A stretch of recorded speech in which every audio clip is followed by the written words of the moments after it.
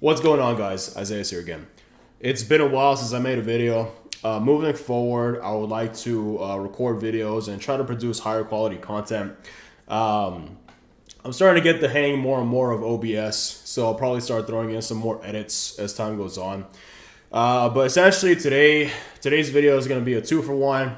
I wanted to give an update as to where I stand briefly on some of my, I guess, core beliefs, and then I wanted to go and revisit a topic concerning religion and veganism. So, I guess for starters, for those of you who may care, for those of you who know me, you'll know that over the majority of my life, I've been a practicing Christian, and for a period of time, I was a very diehard, dedicated Christian, going around, getting into countless discussions about, Christianity, trying to defend the faith, using a lot of arguments, logical arguments, that kind of thing. So today, I just wanted to give a brief update on that first. I would, what a lot of people would consider, I am, I guess, deconstructing right now, basically shifting away from a lot of Christian beliefs. That's not something that has come very easily, but it is something that I've been finding is gradually occurring. Just looking at more and more information coming out, assessing a lot of the arguments used to justify belief in God, and seeing, the nitty gritty details being exposed more and more. Experts having talks more and more about whether or not a lot of these arguments and what constitutes as evidence as belief in God is actually something that should be accepted, right? And I think just using reason, that a lot of these things don't seem to hold very much substance when you get down to brass tacks. So I'm not going to say it's something I've abandoned entirely. I've always been the kind of guy that I go where my judgment and my reasoning takes me, wherever that may lead. I try to be fair, and I try to make sense of things. But yeah, that being said, a lot of my stance on a lot of moral issues has shifted, if not completely, gone the other way around. Concerning a lot of things that I previously found immoral, right? So, and I'm sure you can think of a lot of things in Christianity that many would call immoral, and a lot of those things I no longer believe to be immoral, with the exception of a few things. So, yeah, like I said, we're going to see where things take us, but I cannot confidently call myself a practicing Christian anymore. So, with that being said, I wanted to revisit the topic of religion and veganism. The reason I wanted to revisit it is because these topics are something that you have to constantly bring up. This isn't something you can talk about one time and have it be good. There's different kinds of people trying to inquire about these things all the time. So it's important to keep talking about them so people can continue to see that information in any kind of new updated sense, right? Even if it's a basic discussion, like I think what I'm going to provide. So when it comes to religion and veganism, I just wanted to say, I'm not aware of any religion that requires you to slaughter animals for sustenance. And by require, I mean that if you don't do this, then you're not going to reach paradise, heaven, be saved, what have you. So I'm not aware of any religion that requires you to kill animals for this reason. I'm aware that religions, generally speaking, tend to allow for the slaughter of animals in a general sense, barring some animals and allowing others. Like, for example, I know pork is a big one that's not allowed. And basically almost every big religion, if you look at it in one way or another, right, it's at least discouraged, right?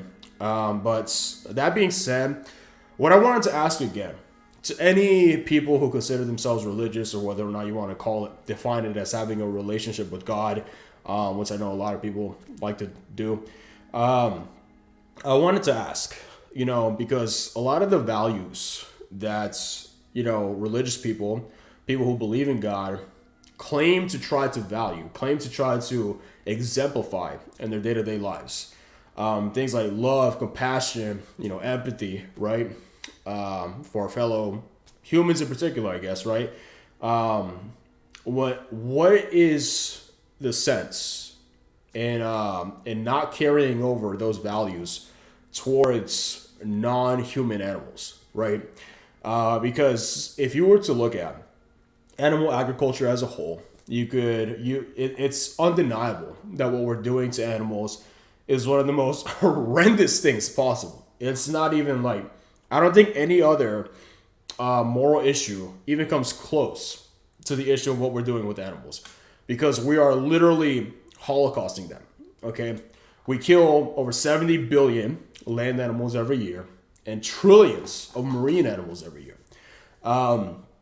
So I just wanted to ask, and for you to be consistent in exemplifying the virtues which you claim to hold to, how does it make any sense? How is it rational to not extend those virtues to animals, especially if you are in a position where you have other options available to you, where you do not need to consume animals to lead a very healthy physical life? Okay, so just to pinpoint on that real quick, I'm not talking about the people who live in jungles, these indigenous tribes, or anything like that. I'm talking about those of you who have the ability to go to a store, go to a market, and actually pick plant-based options that would enable you to have a perfectly adequate, nutritionally adequate plant-based diet. That's who I'm talking to right now. So, and I just should also add that a lot of these places, they will purposely eat more plant-based foods just because of the amount of resources it takes to even raise an animal to slaughter it for food. So let's keep that in mind. But yeah, it is not necessary for basically almost anybody to consume these animals for health reasons or what have you. I've never been convinced that anybody cannot practice a vegan diet. And examples that I've always seen about people claiming medical issues, health issues, basically every single time, I've yet to see another example where it wasn't due to laziness or sheer incompetence as to what somebody was doing practicing a vegan diet. You'll see a lot of people practicing fad vegan diets where they'll try to go like fruitarian or some extreme like raw vegan or something like that, that for the overwhelming majority of people is just simply unsustainable, right? There could be psychological factors that go into the mix, and also the preparedness that needs to come into play for stuff like that, and also just proper planning, right? In terms of making sure that for your lifestyle, you are getting exactly what you need, right? And a lot of these people just blindly follow some fad vegan diet, and then they have health issues and then wonder why, or they'll do some crazy fasts and eat vegan while they're doing it, and then they'll try to blame veganism for their health problems. So I just wanted to clear the air on that, because I know that what people will commonly shoot back with is that we need meat to survive. We absolutely do not need meat to survive or be healthy. You can get a perfectly nutritionally adequate vegan diet for every stage of life, infancy all the way through adulthood, through all the sports endeavors that you want to partake in. It does not matter. You can practice a vegan diet, bar, period, end of story. So with that out of the way, again, going back to the values, right? How is it loving? How is it compassionate to continue to do what we're doing to animals when you have no need to do it? When you can choose other things, to be more compassionate, to lessen your impact on the planet.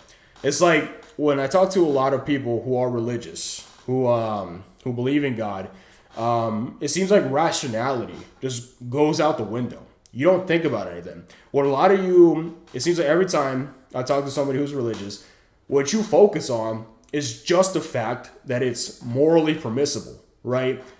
But why, like, how can you ignore everything else? Why do you ignore everything else that comes into the picture? Why do you ignore the fact, and a lot of you have pets on top of that too. But even if you don't have pets, why do you ignore the fact that these animals are sentient beings who have the capacity to experience well-being and suffering in very similar ways to me and you. Not exactly the same, but in very similar ways. And you continue to subject them to horrendous conditions, meaning you pay people to do it for you. What is the sense in that? How is it loving, compassionate, to continue to support an industry that does that? That's what I want to know. So given that it's not required for you to be saved or to enter heaven or paradise, and that it's not a requirement for your body to sustain itself and to thrive and be healthy, what is the reasoning as to why you continue to do it? And how can you continue to justify that given the extreme nature of what is going on here? You know, holocausting billions of animals, billions. When I say these numbers, a lot of people don't seem to understand. Like, think about how many people there are on Earth right now, right? I think the estimates are coming up to 10 billion right now, roughly around that mark. Correct me if I'm wrong.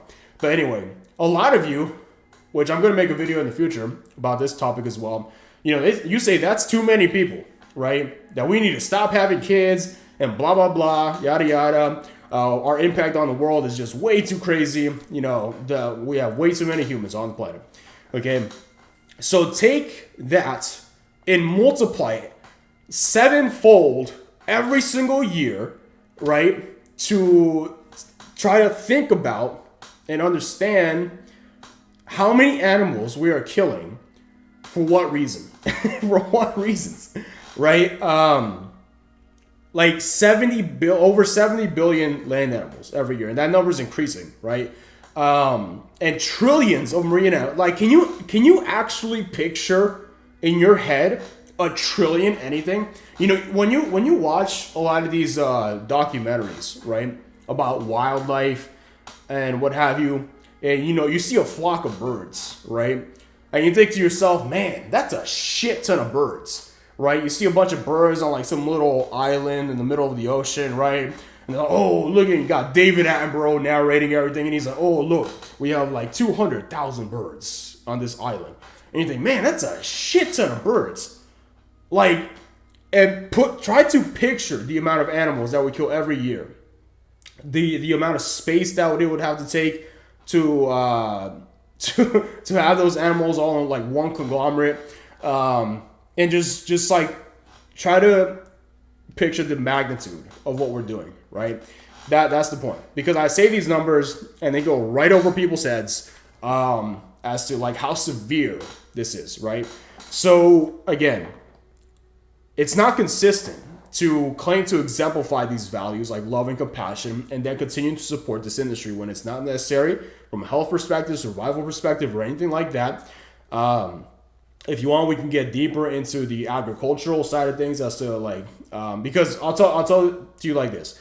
We could produce way more food if we stop killing animals because it takes so many resources to feed these animals, so we can use those resources to farm more plant-based options and, you know, actually feed more people. So, I mean, in every single way, every single metric, it's going to be more beneficial for humanity to stop what we're doing. But yeah, religious people, let me know. Okay, how is it consistent?